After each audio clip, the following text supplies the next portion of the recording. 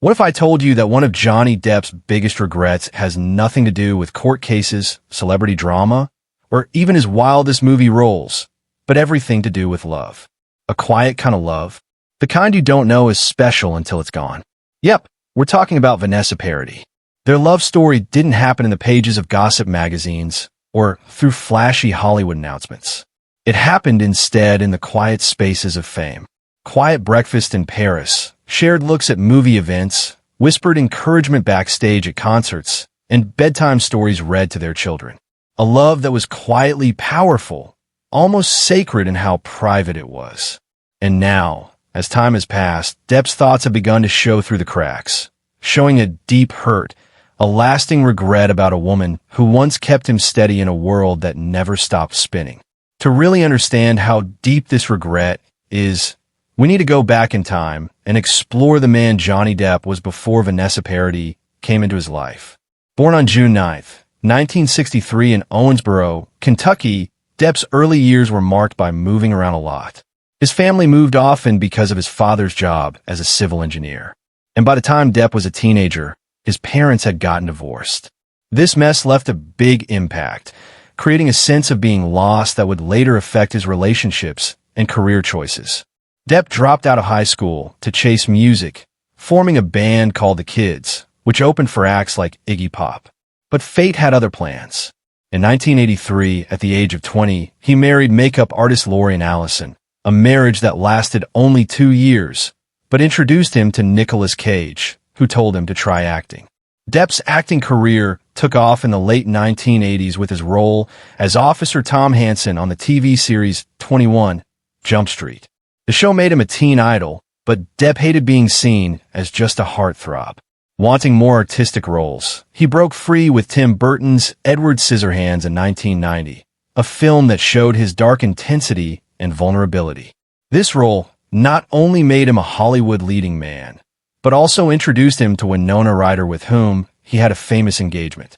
Their relationship, marked by Depp's famous Winona Forever tattoo, later changed to Wino Forever after their split, was passionate but rocky, ending in 1993 amid rumors of cheating and emotional problems. Throughout the 1990s, Depp's love life was crazy. He dated supermodel Kate Moss from 1994 to 1998, a pairing that showed the era's rock and roll excess.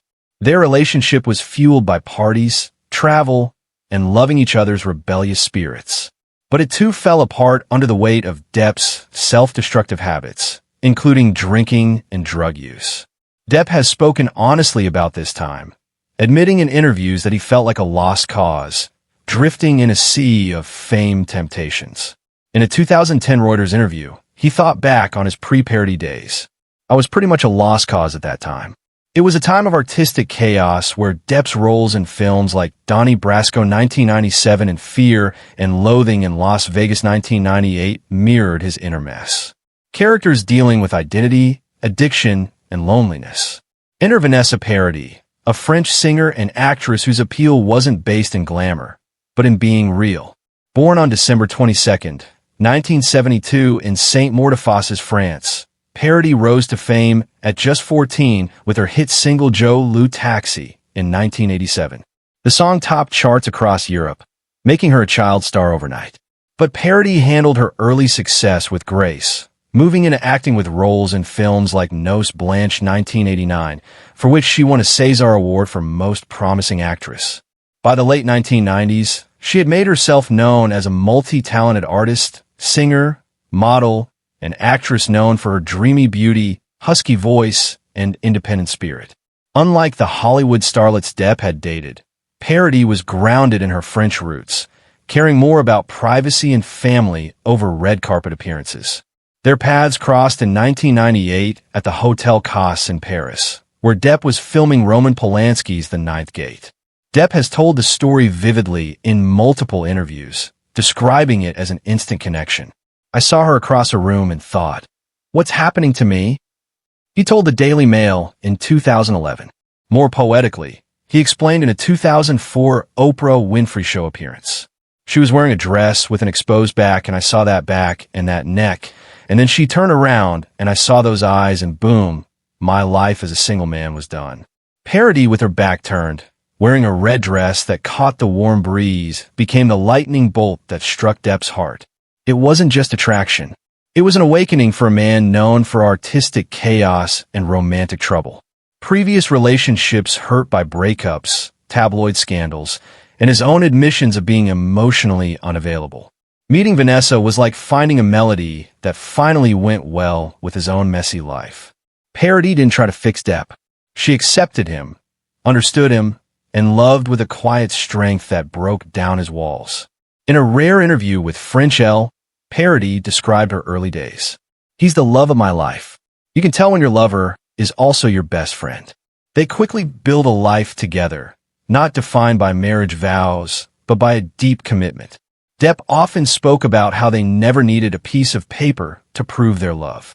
Marriage is really from soul to soul, heart to heart. You don't need somebody to say, "Okay, you're married," he told Extra in 2007. Instead, their bond was sealed through shared experiences and the family they created. In 1999, Paradis gave birth to their daughter, Lily Rose Melody Depp, in Neuilly-sur-Seine, France.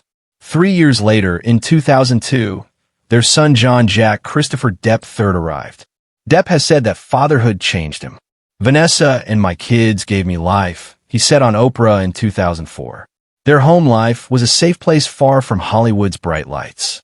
The couple split their time between a big estate in the south of France, apartments in Paris, and a private island in the Bahamas that Depp bought in 2004 for $3.6 million, named Little Halls Pond Cay. The 45-acre paradise became a symbol of their escape. Depp described it in a 2005 Vanity Fair interview. "I can come down here and disappear. I spent the Christmas season here with Vanessa and the kids. You can feed hot dogs to the nurse sharks in the Exumas, but it's best to not swim when doing it." In France, they protected their children from fame's suffocating attention, raising them speaking both languages and living anonymously. Paradis explained in a 2007 Marie Claire UK interview, "For my children, I secretly choose France. In the south of France, you can live much more anonymously, and that's a blessing, especially when the children are still young." Vanessa was not just Depp's partner. She was his compass. Her presence stabilized him, giving him a safe place that allowed him to grow, not just as an artist, but as a father and man. Their relationship didn't end because of betrayal, but because life pulled them in different directions. Depp admitted in a 2013 U.S. Weekly interview, "Relationships are very difficult, especially in a business that I'm in, because you're constantly away or they're away." They began speaking different emotional languages. The connection that once felt easy began needing more effort, more talking, more trying on purpose. Things that can easily get lost in the whirlwind of celebrity life. People close to them noticed tensions as early as 2007, with reports of passionate fights where Depp would walk away, leaving Paradis frustrated. In a 2004 TikTok circulated interview, Paradis described Depp as impatient and hard to deal with, saying he throws tantrums and hits things when angry, needing her to calm him down. These glimpses hinted at underlying problems, though Paradis often framed it as part of his passionate nature. When Depp talks about their relationship falling apart, there's no bitterness, no blame, only regret. In a rare 2013 Rolling Stone interview, he confessed, "The last couple years have been a bit bumpy at times. Certainly unpleasant, but that's the nature of breakups, I guess, especially when there are kids involved." He continued, "She gave me everything. She gave me stability, a family, a reason to come home. And I didn't always see it. I got swept up in the madness." There's visible sadness when he recalls those years. Not because he's trying to rewrite history, but because he's finally admitting the things he wishes he'd held on tighter. "I wasn't always the man I wanted to be," he admitted, "and she deserved that man every day." The tragedy of their parting wasn't dramatic. It was gradual, a slow fading rather than a sudden explosion. Depp described it as a drift, a gentle but steady current pulling them apart. In a 2013 CBS This Morning interview, he said there wasn't one big fight, no betrayal. It was quieter than that. We just stopped connecting the way we used to. It was like waking up and realizing you're living parallel lives instead of intertwined ones. That kind of loss is often harder to grieve. There's no clear villain, no single moment to blame, just a series of missed opportunities, unspoken words, and days that slip by without tenderness. Rumors of their split surfaced in early 2012 with sources telling People magazine that they have been living separate lives for 2 years. Depp initially denied it at the Dark Shadows premiere in May 2012, but by June, his publicist confirmed Johnny Depp and Vanessa Paradis have amicably separated. Despite their separation, Vanessa never publicly said bad things about him. Quite the opposite.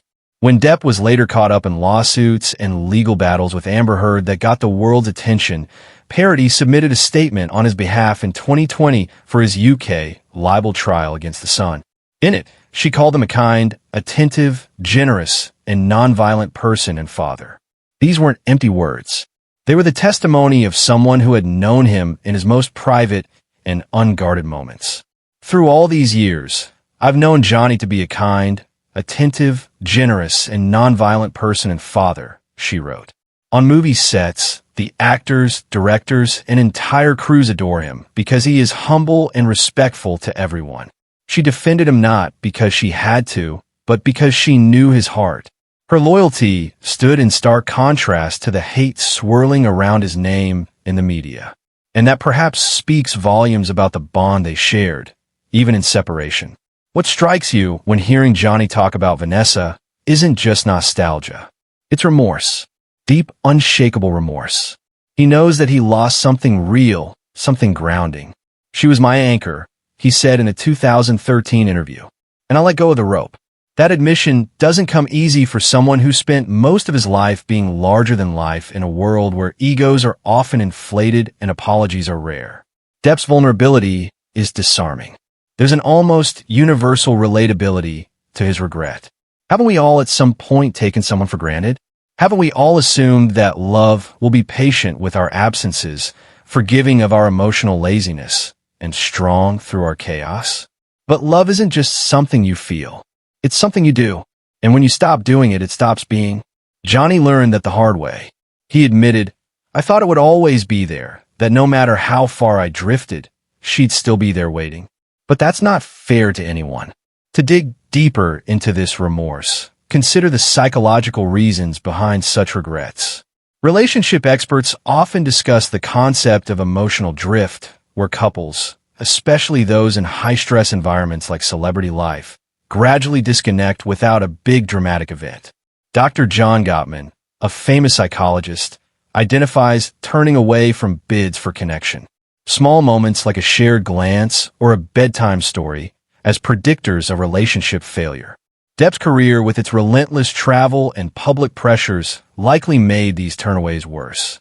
In hindsight, Depp has thought about his internal demons, including substance abuse, which he credits Paradis with helping him navigate.